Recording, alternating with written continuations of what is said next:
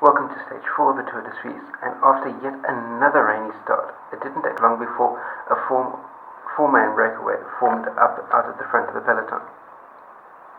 Knowing this was the last chance for the sprinters to shine, the peloton kept the breakaway on a very tight leash, never letting the gap exceed 4 minutes.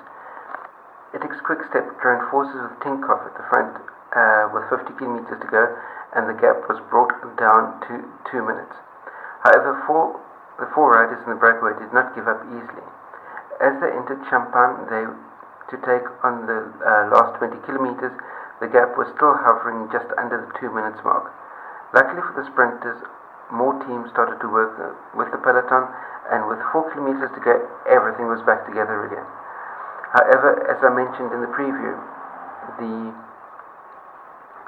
tricky part about the finish of today's stage was not only was the road really narrow, but just 150 meters from the line there was that really sharp right hand bend, 90 degree bend on really narrow roads, so which meant that you couldn't afford to be any further back than third wheel to be able to have any chance whatsoever.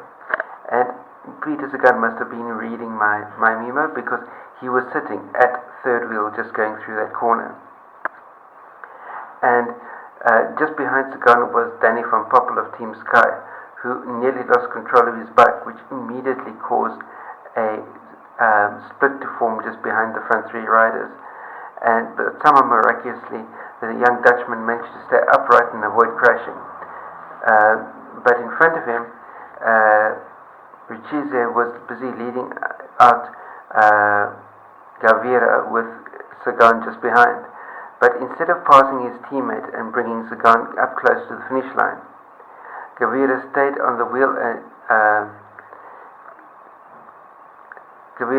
stayed in the wheel and celebrated as his dedicated lead-out rider took the win. In effect, by doing so, kept Sagan from being able to launch his sprint until it was too late. So it was the two Ethics Quick-Step riders first and second, and Peter Sagan took third place, thereby increasing his overall lead thanks to the split in the bunch as well as his bonus seconds to Jürgen Renaud of Lotto Soudal and Sylvain Delia of BMC.